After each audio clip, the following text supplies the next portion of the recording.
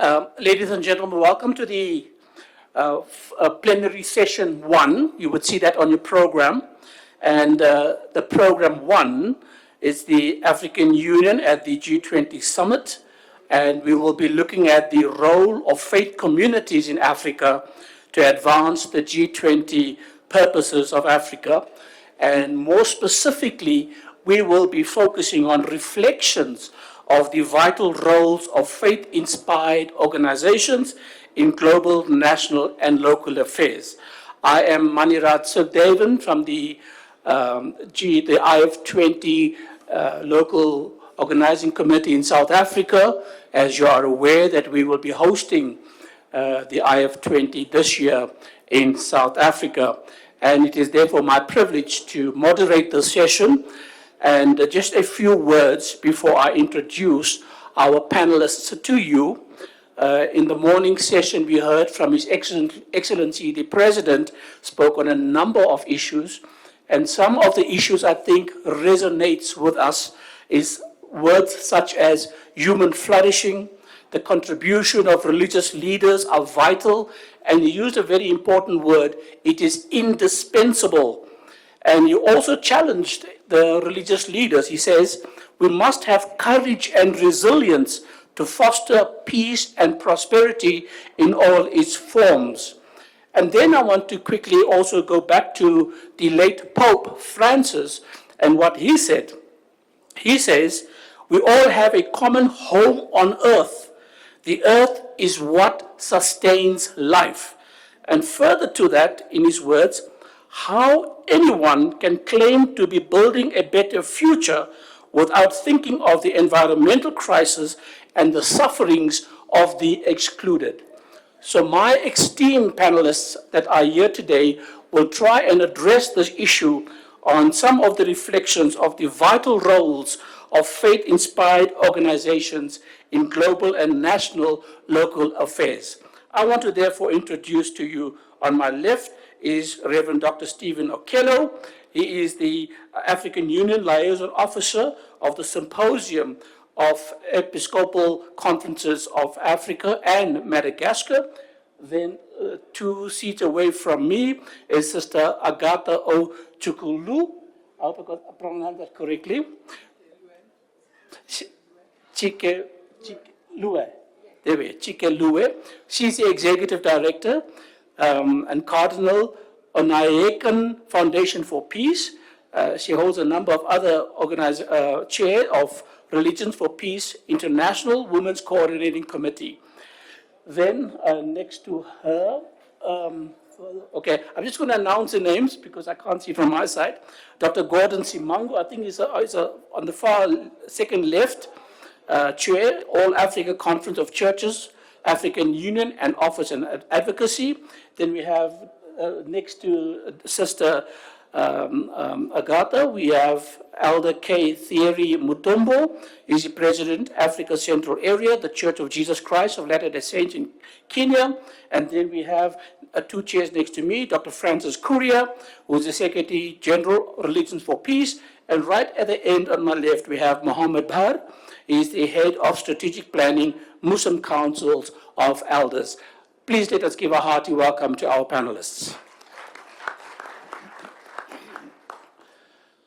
Esteemed colleagues, I want to first off start off with a person who I have not introduced because he's going to kind of get the ball rolling by telling us what transpired in Brazil last year with the IF20. So without further ado, I'd like us also then to welcome on the chair with us at this moment is Professor Rodrigo Alves, who will try to bring some up to date with what has happened in Brazil and maybe some challenges for us as religious societies. Professor Alves. Thank you, Professor Maniraj, Excellencies, distinguished participants. It is my great pleasure and honor to join this important gathering in this vibrant and beautiful capital of Ethiopia in celebration of the 2025 Golden Rule Day and commemoration of World Interfaith Harmony Week. This is certainly a unique opportunity and a momentous occasion for dialogue and collaboration among various groups and sectors from different parts of Africa and the world. Religious communities and interfaith actors have an important role to play in the promotion of the Sustainable Development Goals, the African Union Agenda 2063, and the G20 South Africa's process. These issues are closely related with the priorities of the Group of 20, the G20, in 2025, and therefore they are relevant issues for the G20 interfaith process. The G20 is the premier forum on international economic cooperation and governance, playing a critical role in shaping global economic architecture and steering global economy through the problems it faces. The group has met every year since 1999, while the G20 Leaders Summit has been convened since 2008. Each year, the presidency of the G20 rotates among its members, including Argentina, Australia, Brazil, Canada, China, France, Germany, India, Indonesia, Japan, Italy, Korea, Mexico, Russia, Saudi Arabia, South Africa, Turkey, the United Kingdom, the USA, the European Union, and since 2023, the African Union. In 2024, Brazil held the presidency, being responsible for conducting the G20 process, which included the organization of several meetings throughout the year. As the host country, Brazil invited some countries to join the discussions and international organizations in addition to them. The Brazilian presidency view for the G20 was to build a just world and a sustainable sustainable planet, focusing on three priorities: social inclusion and the fight against hunger and poverty, energy transitions and the promotion of sustainable development, and the reform of global governance institutions. As a collective of the largest world economies, the G20 has a responsibility to contribute to the mitigation of the existential challenges and complex issues humanity is currently facing. Since the inauguration of the G20 Brazilian presidency, the G20 Interfaith Forum started its process as well, after a series of preparatory activities looking for ways to contribute to the advancement of the agenda proposed by the Brazilian government. We held meetings in Rio de Janeiro, in the Amazon region, in the cities of Manaus and Belém, in the capital of Brazil, in Brasília, where we had our summit, the G20 Interfaith Summit, and also we joined the process organized by the Brazilian presidency that was called for the first time the G20 Social. The G20 Social included the participation of several groups and institutions, and the G20 Interfaith Forum was a very important part of that process. During all these meetings, we developed a series of recommendations, including recommendations that came from the Golden Rule Summit or the conference last year here in Ethiopia. So the recommendations that were developed here, the inputs that we received here were very important for the work that the IF20 did during the Brazilian presidency. As a result of our efforts, the G20 Leaders Summit adopted by consensus one of the recommendations that we presented to the governments on combating human trafficking and modern slavery. That was a very important impact that we had from our process, the interfaith process in Brazil during the G20 presidency. So what we are doing here certainly might impact what the leaders of the world will decide soon in their summit. And the efforts that we are making are not irrelevant. So this is just one example of the impact of the G20 Interfaith Forum can have in the G20 process. Religious and interfaith actors from the global south, in particular from Africa and Latin America, are in a special position to bring to the G20 perspectives from our shared history, experiences, and interests. Africa and Brazil are deeply connected because of our common history. The impending discussions and reflections have the potential to contribute to advance the priorities of the G20 South African presidency, and therefore impact positively on some of the most relevant economic and social issues in the world.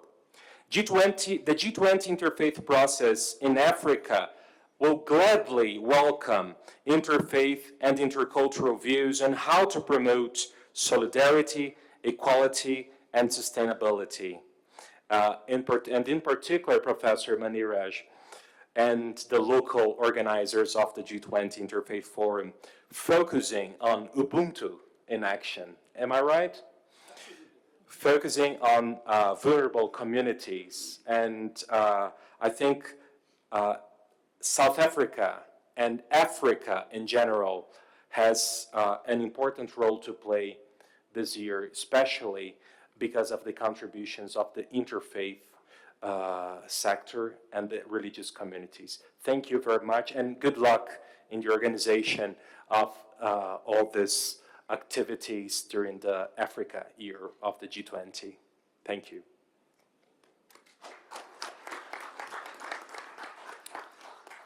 Thank you, Professor Rodriguez. I think we are so blessed to be in Ethiopia, where we can address some of the pressing issues that we as religious societies and organizations face daily.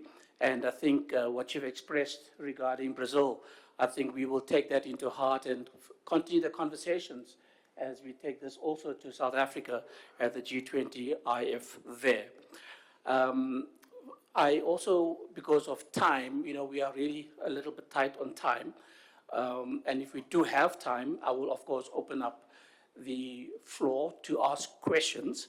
But I think with the time that we have, and we have 6 panelists that still need to speak, and I would try to afford each panelist at least 6 minutes.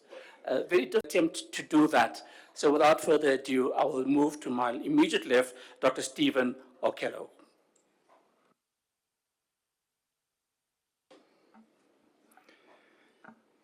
So good morning to all of you, and we are very happy to be here. This is the year 2025, a very special year. It is the year that is a jubilee year that many religious movements believe that it is when land should be made to have rest, debts should be cancelled, slaves should be freed. And Pope Francis has dedicated this year, may his soul rest in peace, to humanity who are pilgrims of hope in the path of peace, a very important year. This year is the year when the African Union has focused on addressing historical injustices faced by Africans and people of African descent, with an emphasis on establishing lasting, respectful reparations. This is the year when we mark 60-year anniversary of the Vatican II. I have 2 documents in mind which are very important. Nostra Aetate, which celebrates the unity of all faiths and efforts to work together. We are celebrating Nostra Aetate this year, 60th anniversary. And more importantly, is the year when we celebrate Gaudium et Spes, a pastoral constitution promulgated by St. Pope Paul VI in 1965. The document addresses the Church's role in the contemporary world. Imagine 60 years already we were talking of the contemporary world, focusing on the solidarity with humanity, particularly with those who are poor and suffering, in acknowledging modern challenges such as scientific progress, social change, economic disparities, and ideological conflicts. And the church then advised that we should face the modern world with values of the gospel. This year finally marks the first time the G20 is holding its summit on African soil, chaired by an African state, including African Union as a member. This is a wonderful year, and I hope we will reap the benefits. I want to take you briefly through the commitment of SECAM. SECAM is the umbrella body of the whole Catholic fraternity in Africa that has been in operation for the last 54 years. And I want to take you through some engagements that are in line with the agenda of the AU, Agenda 2063, and the agenda of sustainable development goals of the UN, and the agenda of the G20. So SECAM has involved itself in several activities such as the following. Number one, promoting social cohesion and stability. SECAM has been promoting connections between different ethnic, cultural, and social groups by encouraging social cohesion, peace, and reconciliation among various peoples. Number two, SECAM has been advocating for inclusive development. She advocates for marginalized peoples, including impoverished individuals, women, youth, and children. Additionally, SECAM is dedicated to reducing inequality and promoting inclusive growth. We do this in all sorts of fora around the world. Number three, we mobilize communities for action, and as a faith-based group, we have access to all the grassroots. So SECAM has impact on mobilizing grassroots action on issues such as health, HIV/AIDS, malaria, education, food security, and we network with other organizations to create livelihood, especially where government has minimal impact within the continent. And number four, we are addressing moral and ethical dimensions of development. We are influencing public attitudes and behaviors regarding crucial issues such as climate change, responsible consumption, and value of human labor and good governance. We do this with numerous documents and participation in conferences like this. Number five, we partner in education health initiatives. We are operating educational institutions, medical facilities, and social initiatives that support governmental efforts. Over time, these programs have significantly improved access to quality education and health all over the continent. We really collaborate with other faith groups and non-government organizations in especially the following areas to influence policy and public discourse. SECAM, in collaboration with faith leaders and non-governmental organizations, endeavors to influence policymakers and public opinion so that documents that are done are in favor of the people. We are facilitating peace building and conflict resolution in various countries, especially now we have to even give time to think about Congo, DRC, and Sudan, among other countries that are in great trouble at the moment. In areas impacted by conflict, working alongside other faith communities, we frequently act as mediators and peace builders, aiding in establishment of stability, which is essential for any meaningful development. I want to bring to your attention reflections, questions, searching for answers that many of us are doing. We have Agenda 2063, we have strategic sustainable development goals, and we have G20 agenda, all for a very long time, but the situation in the ground is not showing the results.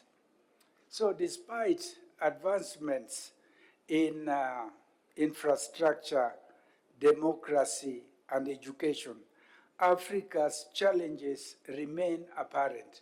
Daily social media reports highlight wars, famine, floods, displaced peoples, and riots. Give me 1 minute, please. In assessing Africa's progress under the Agenda 2063 goals and the Sustainable Development Goals, particularly considering the involvement of G20 member states, it becomes evident that economic development alone is insufficient for addressing Africa's needs. Economic initiatives should be regarded as tools to meet the continent's broader and more profound requirements. Economic development itself is not a goal. It is imperative to engage stakeholders in African development and remind them of their crucial responsibility to uphold the principle of Ubuntu in all development agendas. Currently, the continent is facing significant challenges due to substantial debts, which hinder financial resources for development. These debts are owed primarily to G20 members. Several nations are experiencing violent conflicts with continuous influx of advanced weaponry, predominantly supplied by G20 countries. There is also a prevalent demand for young individuals for low-cost labor and domestic services, leading to an extensive human trafficking network. The primary destinations for trafficked individuals are often G20 member states. Additionally, complex negotiations occur at the World Trade Organization and COPs regarding fair market deals for Africa's natural resources or adequate compensation for damage and losses in vulnerable regions. The parties resisting such agreements, typically safeguarding their interests, are frequently G20 members. In conclusion, Danny Bradlaugh and Robert Wade recently published an article titled, "G20 is too elite. There is a way to fix that anyway." This is the title, in which they encourage South Africa to leverage its G20 presidency to consult broadly within the continent for perspectives that are typically unrepresented in G20 meetings. It is imperative that we seize this opportunity and effectively present our case to bring African issues to the forefront of the G20 agenda. Additionally, the African Union holds a distinctive position that can be utilized to advocate for and represent the African agenda in this discussion. And thank you.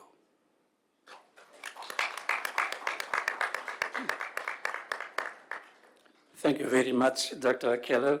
I think you've just given us a very good introduction on the challenges facing the G20 and the concept of working together, the concept of that we need action, the concept that it's not that we need more economy or economic inputs. I think we really need the voices of the religious communities. So with that wonderful introduction, really, we thank you very much for that. And I'm quite certain that the speakers that will now follow will definitely speak on the reflections on the vital roles of faith-inspired organizations in global, national, and local affairs. And we'd really like to hear from the rest of the panelists. Give us some of the reflections on the vital roles of the organizations, of faith-inspired organizations. We're looking at global, we're looking at national, and of course we're looking at local affairs. Now Africa, for me, is local, although I'm in South Africa. But probably you want to also talk about what's happening currently in Ethiopia. So we'll now, of course, give the chair over to our esteemed Dr. Francis Correa. Thank you, Moderator.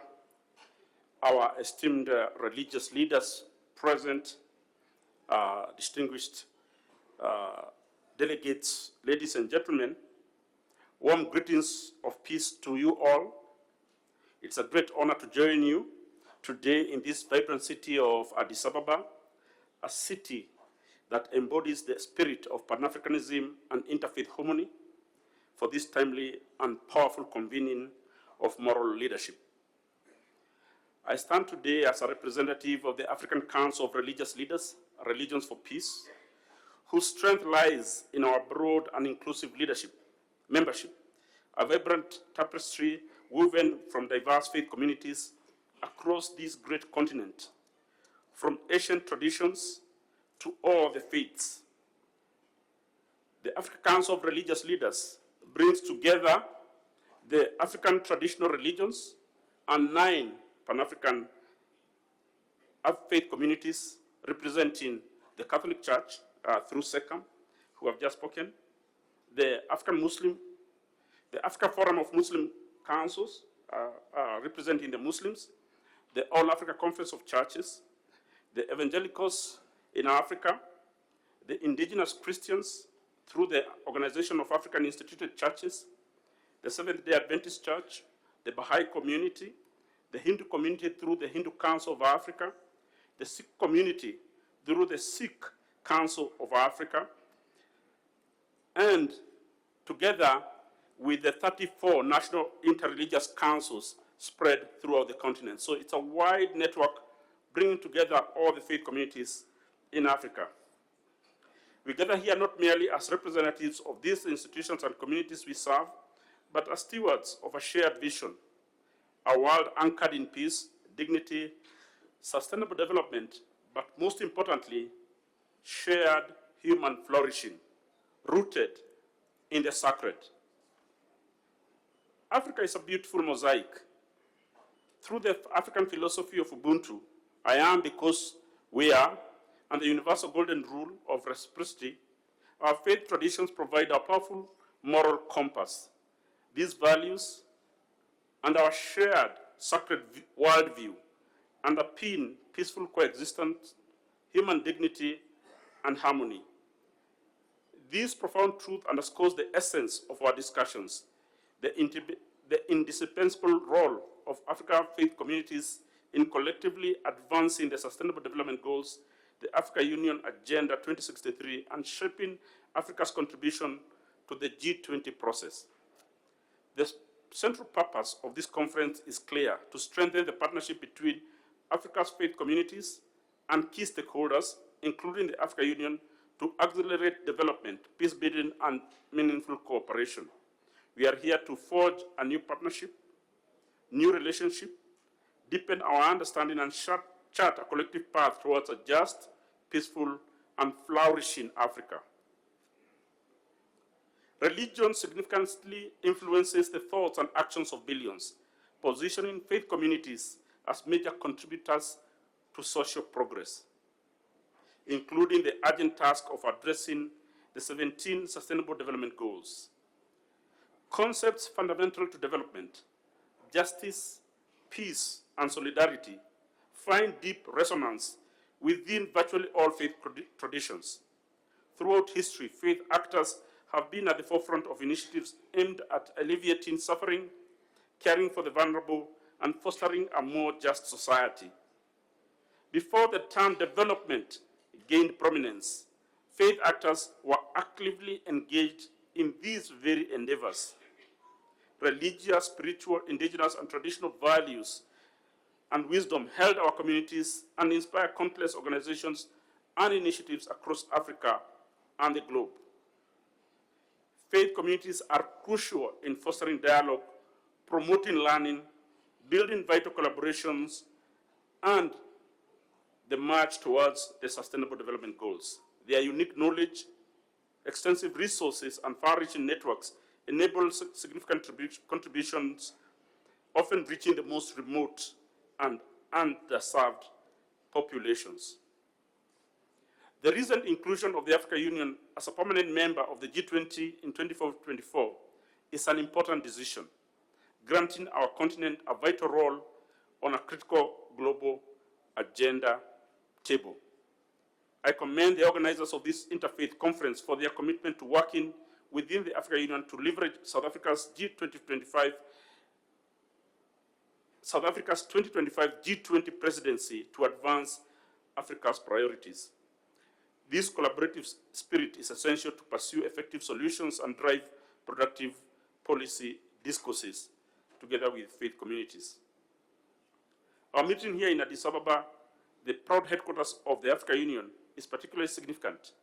Ethiopia stands as a peaceful patchwork of diverse cultures, faiths, and traditions, a nation with a rich and enduring history. Its unique journey as a country makes it a powerful symbol of freedom and a remarkable testament to interfaith harmony and African pride.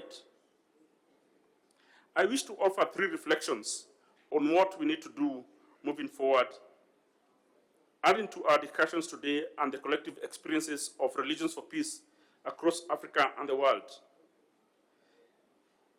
I wish to offer these priorities to the G20 summit. First, religions and faith leaders are not peripheral to sustainable development. They are essential partners and co-owners.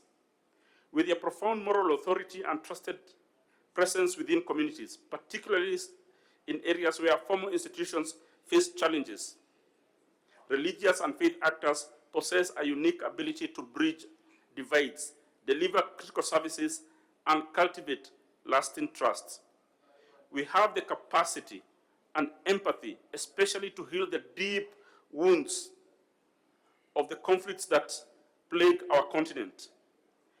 The political leadership in Africa, including the AU, must tap into the richness of resources of the faith communities in Africa if they want to deal with our conflicts in this continent, heal the wounds of division, and restore trust in each other and within communities. Second, sustainable development must be deeply rooted in our collective vision of shared human flourishing.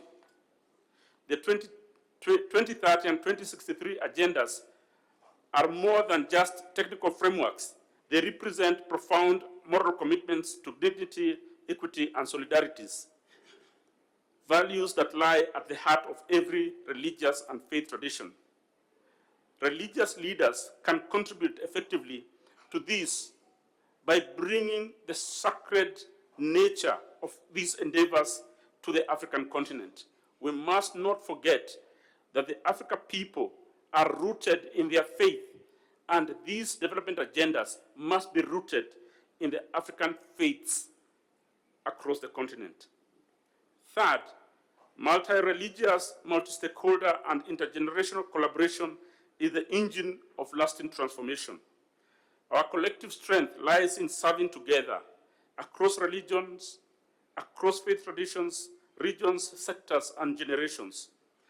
Through various initiatives, The African Council of Religious Leaders, Religions of Peace, convenes diverse religious and faith leaders, women, youth experts, policymakers to jointly tackle pressing challenges through dialogue, collective action, and moral leadership. Together, we can act on these very factors to ensure that we have sustainable development which cannot be achieved in isolation. We must demand inclusive, value-driven partnerships, a shared commitment to working together with humility towards a just, peaceful, and inclusive future. The lessons of the last decades are clear. Siloed approaches will not propel us forward. Too often, faith actors are engaged as an afterthought, treated as implementers rather than as the co-creators they are. To truly unlock the transformative potential of interfaith and multi-stakeholder cooperation, we must create space for everyone to actively shape our common future, rooted in the sacred. We remain dedicated to working hand in hand with the African Union and through the G20 process to champion Africa's development and peace agenda. In the coming days, we expect our deliberative actions to yield concrete, practical, and actionable recommendations, solutions that will advance the SDGs and fulfill the Agenda 2063. Let me be unequivocal. Our commitment to this work is unwavering. We will walk this path across faiths, across borders, with resolve, unity, and shared purpose. Thank you for your presence, your dedication, and your partnership in this vital agenda. May peace be with you all.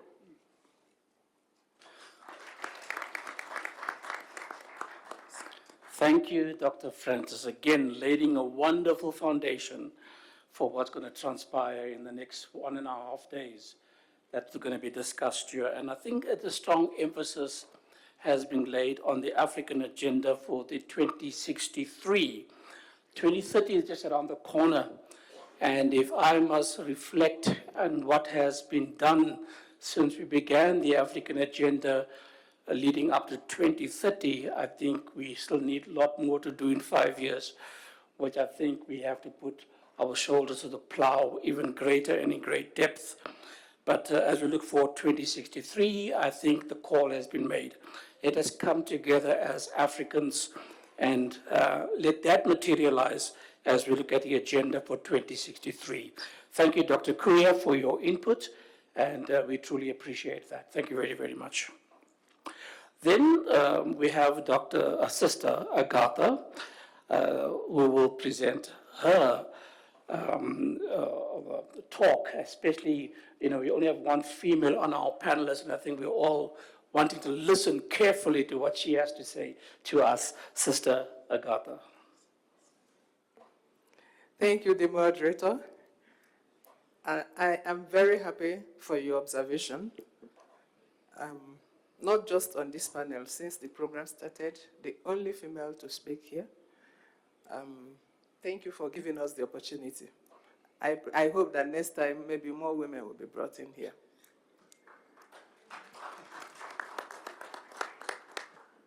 Distinguished guests, colleagues and friends in the service of peace, I am not here to speak a language that is strange to you.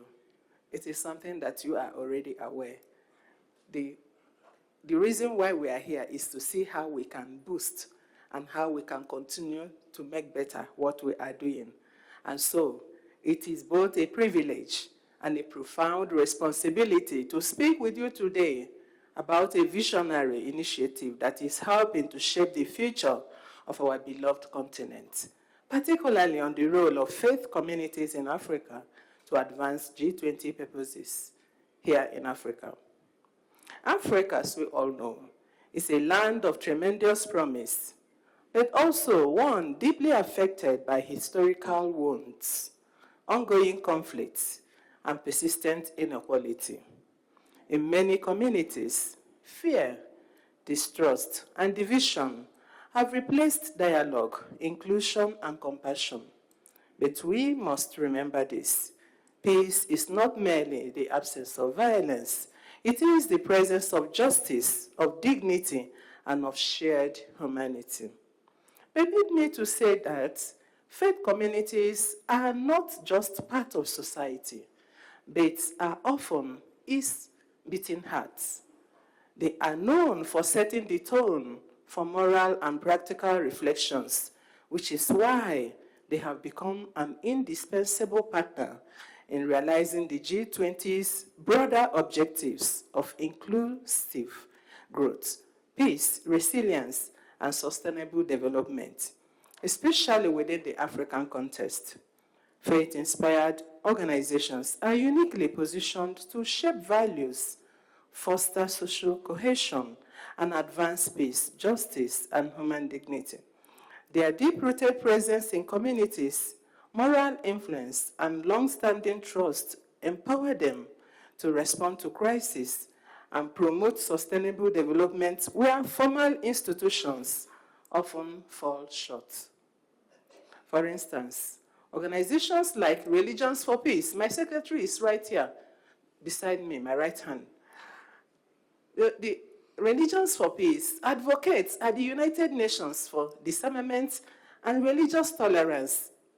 We all know about the Caritas International and Islamic relief organizations that often deliver emergency aid in conflict-affected regions, such as Yemen and even Gaza, while Santa Judo community successfully mediated an end to Mozambique's civil war some years ago, exemplifying global faith-led diplomacy.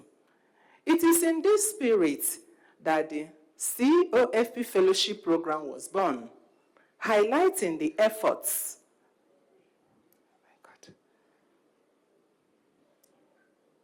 Excuse me, please.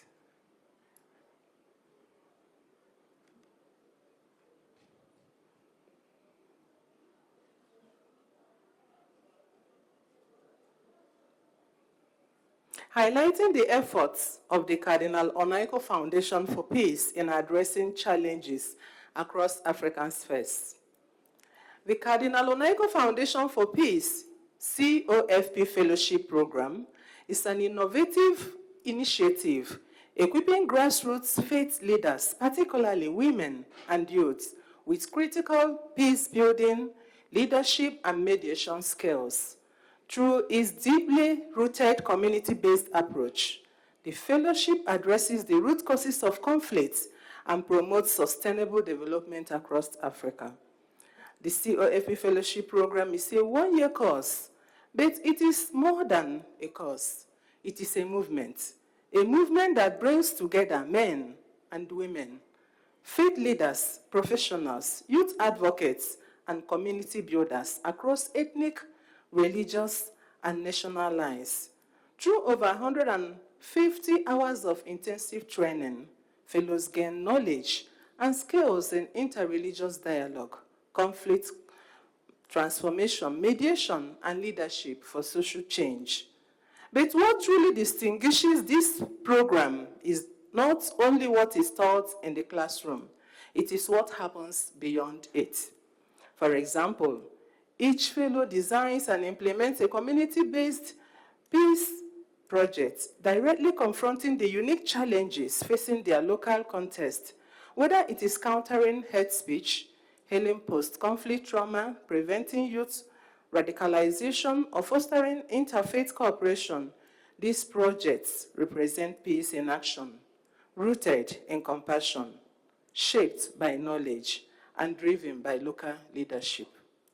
As we are seeing the fruits from Nigeria to Cameroon, from Ghana to the Democratic Republic of Congo, from Kenya to Liberia, COFP fellows are reweaving the torn fabric of African society, bringing together divided communities, empowering women and youth, and standing up for those silenced by fear.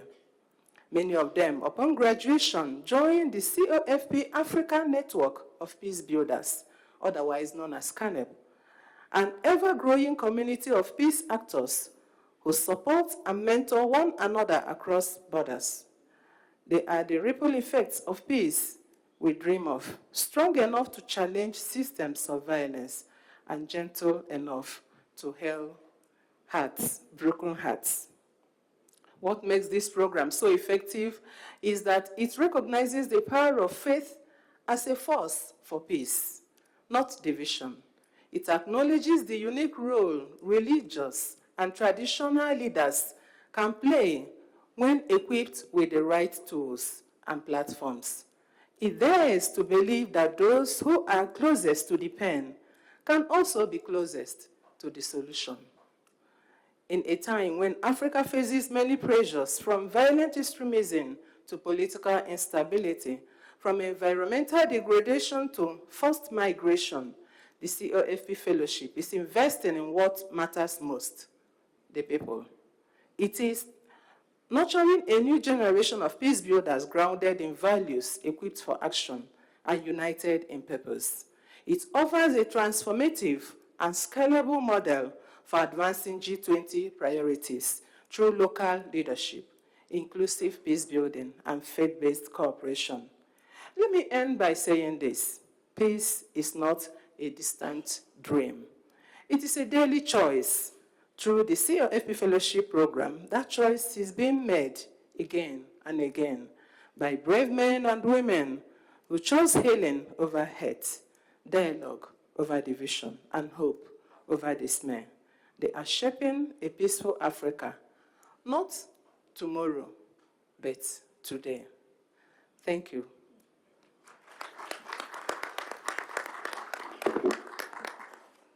Thank you, Sister Agatha. I think the word peace, peace, peace has come through the talk very, very strongly. But also important from what I've heard is the concept of inclusion and compassion. And inclusion, Sister Agatha also focused on, I think, a part of our community that somehow tends to get sidelined, and that is the youth and the women. And she raised that again, that they play a significant role and should be playing a significant role in bringing about peace, also instilling within the community values you raised and ethics. So we thank you for your presentation. Peace be upon you as well, and thank you very, very much. We then have, to my left, Elder Thierry Mutombo, and he will address us, also laying the fourth foundation for what we're going to experience in the next day and a half. Thank you, Mr. Moderator. I'm truly humbled to speak after our dear sister. She said it all. You know, what can I say more? But thank you for inspiring us. Really, peacemakers are needed. So, Your Excellencies, Mr. Chairman, and distinguished guests, brothers and sisters, thank you for honoring the Church of Jesus Christ of Latter-day Saints and allowing me to take a few minutes of your time to address you today. The Church of Jesus Christ of Latter-day Saints has been on the African continent since 1853. And with a more focused presence in the last 40 years. I express our gratitude to the governments of Ethiopia and all the governments represented here today that allow people to worship according to the dictates of their conscience. What I'm going to say today is merely to reinforce the good that so many religious leaders and faith-inspired organizations are already doing in this beautiful and blessed continent of Africa, the continent of joy. Our vital role as religious leaders, individually and collectively, is to reclaim a sense of goodwill and humanity for which we yearn. Look around this room and the religious strength here. Our very coming together is evidence that religions transcend borders and that we want to and are collaborating to bring about change for good. This forum is an opportunity, a God-given one, to determine how we can continue to collectively make a difference for good in the lives of others. President Russell M. Nelson, President of the Church of Jesus Christ of Latter-day Saints, said not long time ago that, quote, "We are all connected and we have a God-given responsibility to help make life better for those around us. We don't have to be alike or look alike to have love for each other. We don't even have to agree with each other to love each other. If we have any hope of reclaiming the goodwill and sense of humanity for which we yearn, it must begin with each of us, one person at a time." And he added, saying, "Anger never persuades, hostility builds no one, and contention never leads to inspired solutions." And the first president of the church, the Prophet Joseph Smith, thought, talking about the Ubuntu into action, saying the following: "Love is one of the chief characteristics of deity, and ought to be manifested by those who aspire to be the sons of God. A man filled with the love of God is not content with blessing his family alone, but ranges through the whole world, anxious to bless the whole human race." As religious leaders and faith-inspired organizations, we can individually and collectively continue to play a vital role to build bridges of love, hope, joy, service, and peace. In fact, our role is so vital that without us acting in unity and mobilizing those we lead, we risk putting the good that remains in society at peril. In our hands is the God-given mandate and ability to inspire and motivate individuals and communities and countries to take positive actions for a better tomorrow for millions across Africa. We are not elected by the people, but we are selected by God to make a difference for good. We can be instrument for positive change, peace building, and inclusive development, and act as pillar of moral guidance, social cohesion, and community resilience. We are called to engage in interfaith dialogue and humanitarian efforts to improve education, healthcare, food security, shelter, and so forth, working to resolve conflicts, combat poverty, and advocate for justice and environmental stewardship. We are grateful for the privilege that we have as a Church of Jesus Christ of Latter-day Saints to work in partnership with some interreligious councils. I will say which the ones that we are working with. First is the Ethiopian Interreligious Council. We have been involved in several projects to help to relieve the people suffering in Ethiopia. We are working in collaboration with Interreligious Council in Kenya, focusing on education, building the rising generation. We are working together with the Interreligious Council and the Council for Peace in the DRC, promoting marriages and strengthening and protecting families.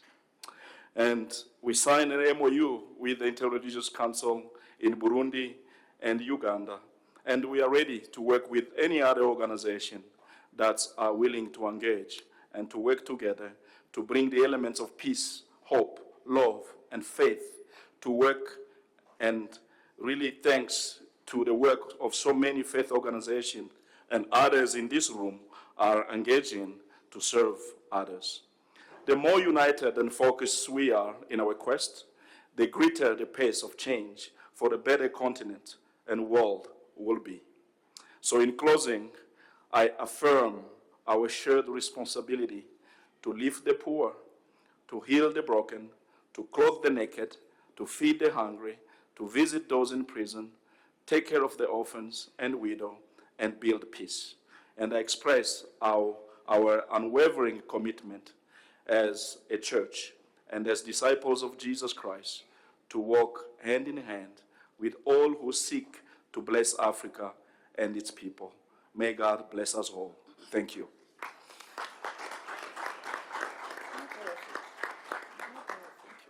Thank you, Elder Mutombi. I think I've got my sermon for Sunday, and I'm going to preach. So, sorry, I'm not going to be home on Sunday. So, thank you very, very much, Elder Mutombo, for that. I think one of the words that have resonated with me was the word joy. Africa, we have a lot of suffering and pain, but you know what? We have joy. And I think that is what has sustained us for all this milieu, because of the joy that we have as Africans.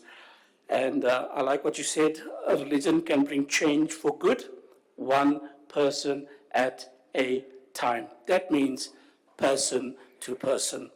Sometimes we only think in big organizations, and organizations, there's so many other levels. One level is dependent upon another, but very seldom it is person to person. And to breach this, to build a bridge for the purpose of joy, hope, and love. Thank you very, very much for that, Elder Mutombo. Then, on my next to Professor Rodriguez, we have our next panelist, Dr. Gordon Simango, and we keenly listen to him laying another foundation for the next 1.5 days. Dr. Gordon Simango. Thank you very much, Moderator.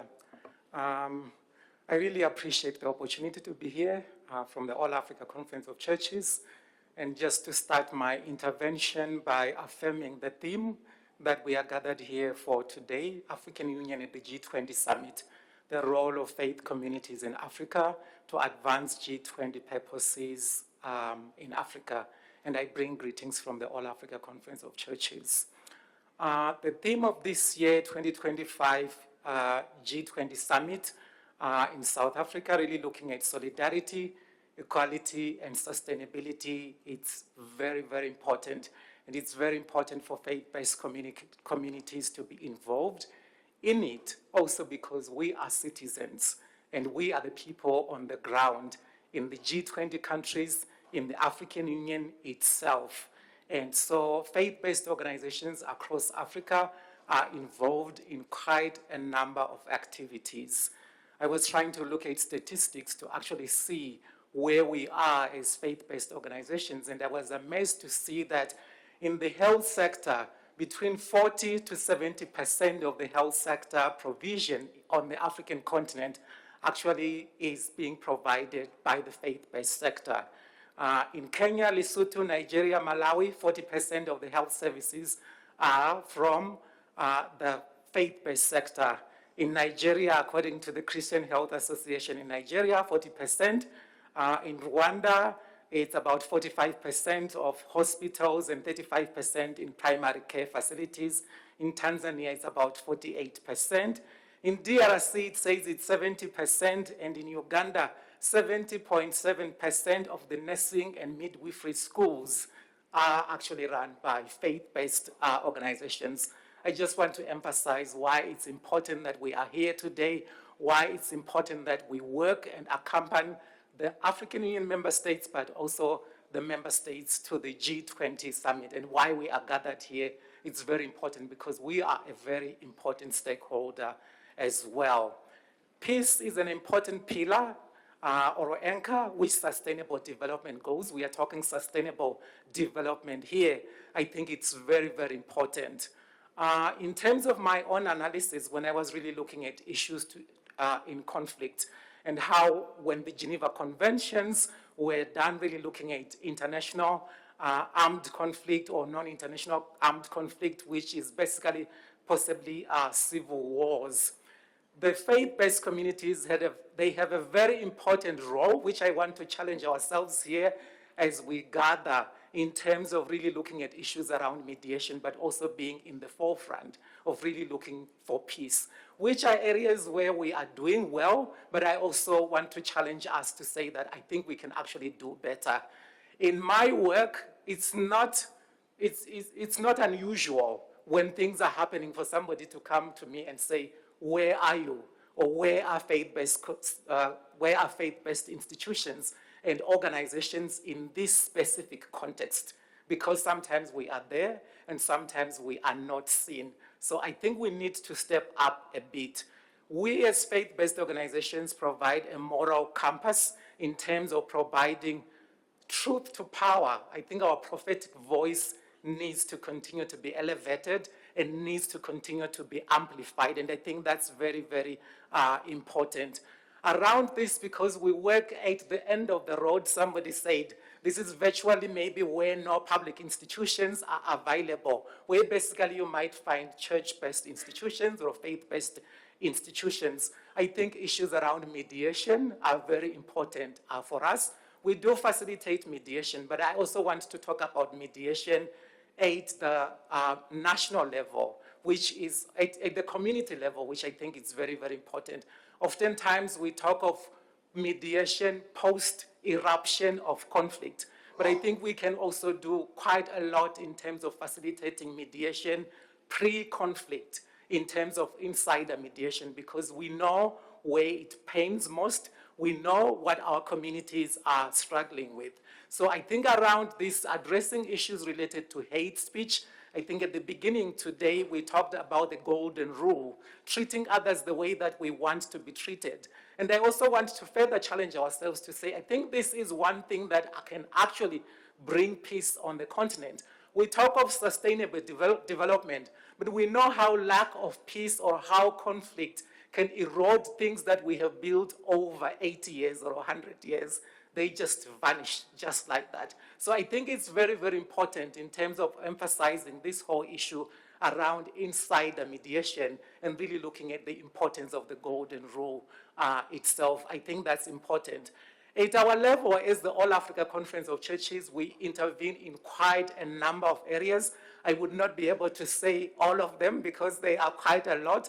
But also one thing that we actually do around peace is actually being involved in track 2, diplomacy. So we try and influence those people who sit around the tables where the decisions are made. So we do have this liaison office to the African Union, which is based here in Addis Ababa.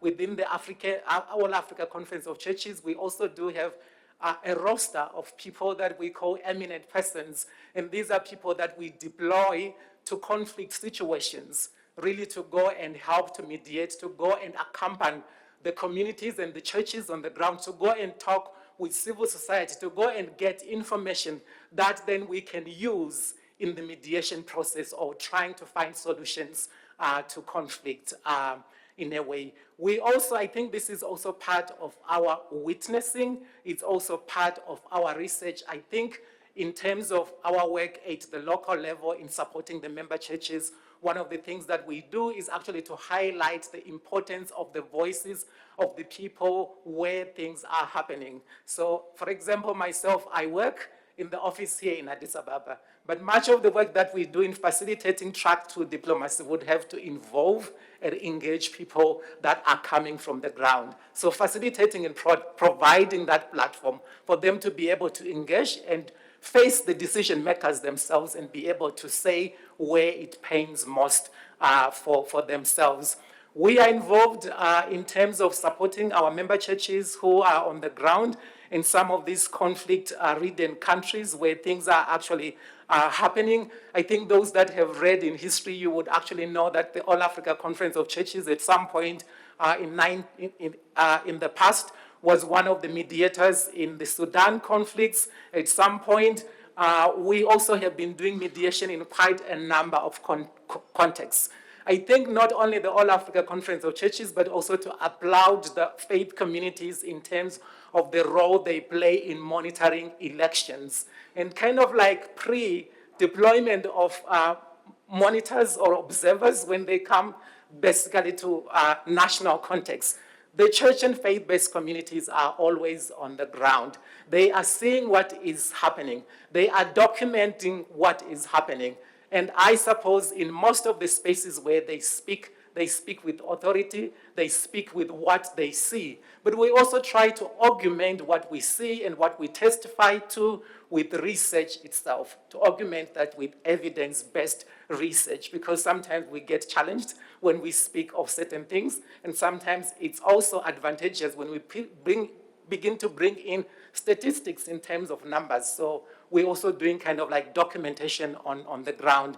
As the All Africa Conference of Churches, in terms of the 2025 African Union Theme of the Year on justice for Africans and peoples of African descent through reparations, we have been working with other multilateral bodies, including the AU itself. We had side events. We were invited to be part of the official launch of the theme of the year. Here, we have been able to organize sessions at the 4th session of the Permanent Forum on Peoples of African Descent, which was just last month. So quite a lot of things that we actually do on the ground in terms of lobbying and advocacy work, which we think is very important. We issue prayer alerts and calls to prayer when member churches in specific countries indicate to the All Africa Conference of Churches that there are these things that are happening. Before we even think of who can be deployed to actually go there from the roster, is actually to organize this call for prayers. And I think one of the things that has happened more is also the fact that the youth within the All Africa Conference of Churches have also begun to organize these things to do with really praying together with youth in difficult contexts as well. One of the things that I would like to emphasize on is on the areas of focus for this year, for the G20 interfaith priority areas that were indicated to us at the beginning. The one which is number 4 on migration, refugee movements, human trafficking, and modern slavery. We work in this area, but one of the areas which we find as one of the areas that we try to emphasize on is actually the need for us to make Africa better itself. So we do have a campaign that we run with young people, which we call Africa, My Home, Africa, My Future. And under that, we actually try to emphasize the fact that if my house is leaking today, do I have to run next door? If yes, if I have to run next door, for how long should I stay next door? Should I be concerned and very conscious that I should be able to fix my own roof? So we try to engage with young people in terms of, yes, we do have problems. Yes, we do have challenges. But do these challenges scare us to the point that we need to run from ourselves, or we need to find solutions? So the theme is Africa, My Home, Africa, My Future. And I think that is very, very important in relation to one of the focus areas for the G20 interfaith priority areas for this year. We also work across borders, so we try and work with churches in the neighborhood. So 3 years ago, we started a forum between the churches in Europe and the churches on the African continent, really because of much of the things that we see across the Mediterranean and all those boats and the migration routes coming from, whether it's coming through East Africa, going the other way, or it's coming through West Africa. What can we do together? What are the experiences of the churches in Europe, and what are the experiences of the churches here? And how do we work, and how do we tackle these issues? And what are the main points, the main pain points around this? This year we had the privilege to engage with the African Union on this specific issue. Their department, where labor and migration actually is located. So we really, we're trying our level best to actually be there, but the thing that I would like to emphasize is we are in this space because we deserve the seat It's not because we want to sit here and talk, but quite a lot of things that we do. In the education sector, we all know how many schools and how many universities that we're actually running on the continent. We actually know how churches were the first ones to begin to conscientize and open the minds of the African leadership. For me, who come from a country that was under colonial rule, we know how the content for education was different for blacks and how it was different for white people, and how the faith communities began to bridge the gap to begin us to bring enlightenment to the black population. So I think there is a lot to say, but let me end here with these words.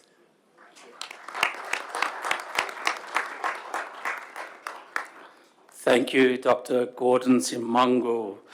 I'm sure there's going to be a number of our friends and colleagues in the audience that would love to chat with you after this, but I think I like the term that you have used, Africa, my home, Africa, my future.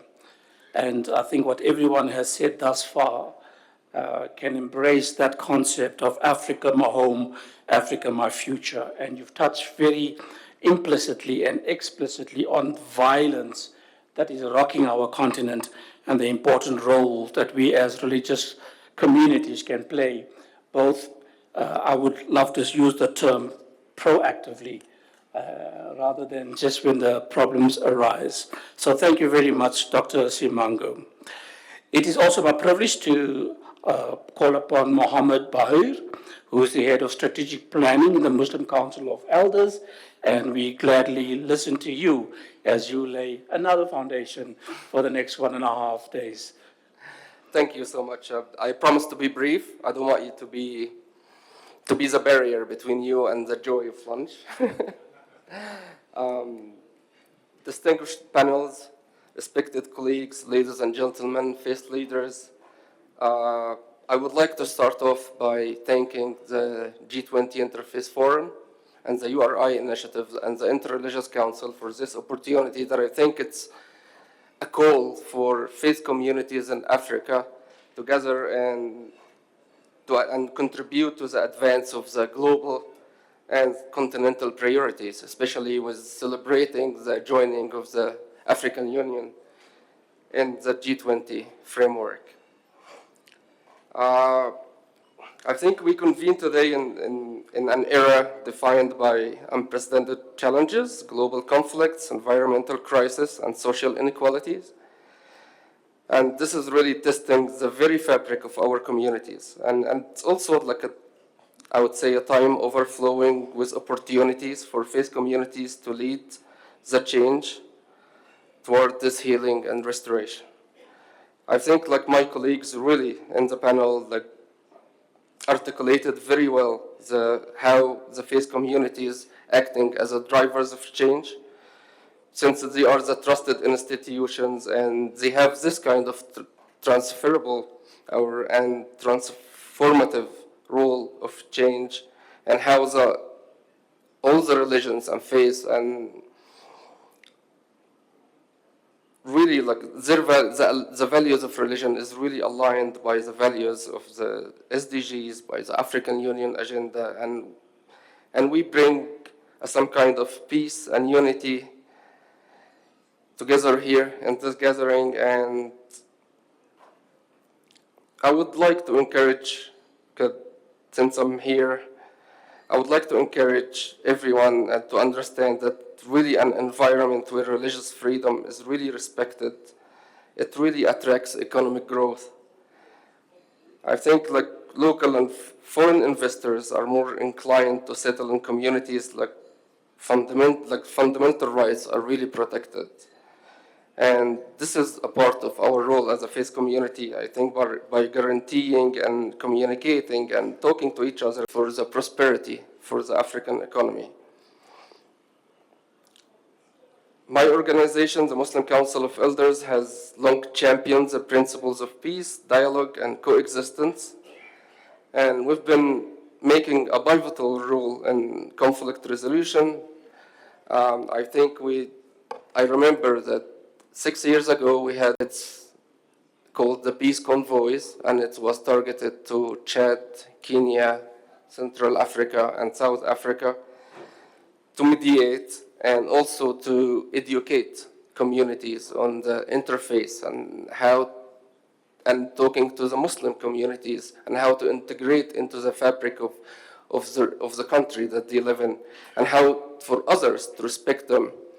It was a multi-faith peace convoys, and I think really this has demonstrated the power of faith-driven diplomacy that we're championing.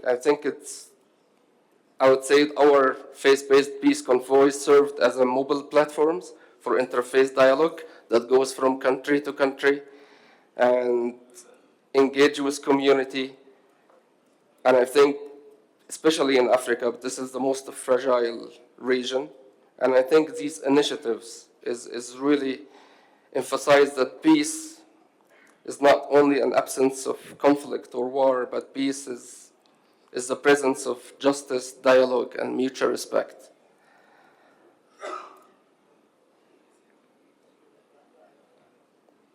I would like to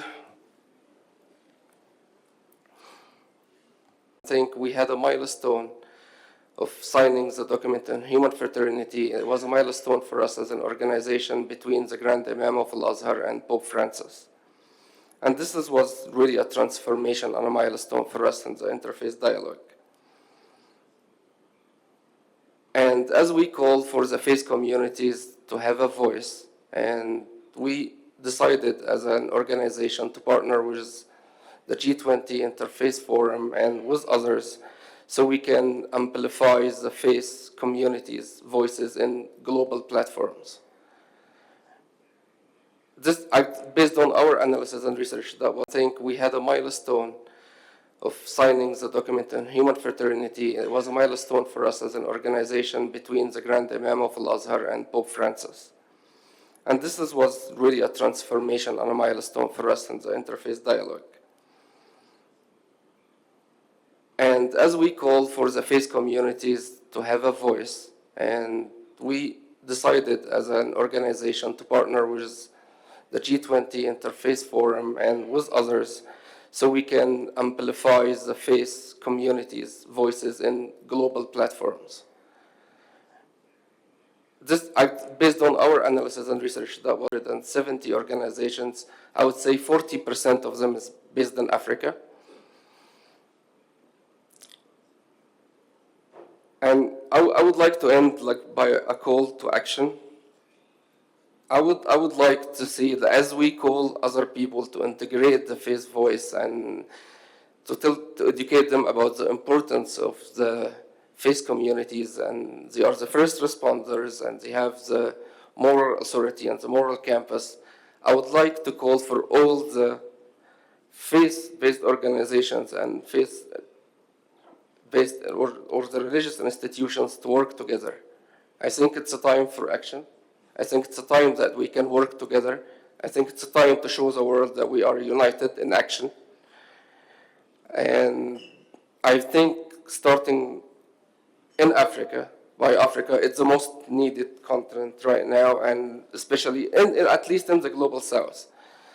And with help with the URI, with the major organizations here, and with a pure heart, I think we can achieve a lot by being together and really deliver some action together. So we create a very big multi-faith charity, a multi-faith aid, a multi-faith voice, and I think we can amplify this in very big and prestigious platforms all over the world and the globe. Thank you.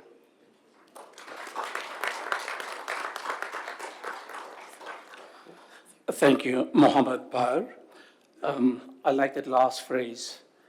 It must be done from a pure heart, which means there is no greed, there is no jealousy, there is no hate, but we do it out of a pure heart. So thank you very much for that contribution, but also important, you touched on the offering solutions. You know, sometimes we only put problems, we identify problems on the table, but how do we offer solutions as faith communities? So I thank you for that contribution, and I think from 2 or 3 other panelists we heard the importance of education, which I think is lacking to an extent, which I think needs to be brought back onto the table, especially educating those that are on the ground, and from there to uplift society at the same time. So thank you very, very much, and one more time, a hearty thanks to our panelists.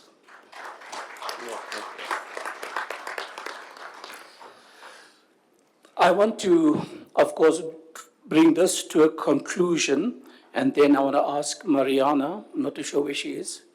Oh, and then I want to ask Mariana, who would have 1 or 2 announcements to be made.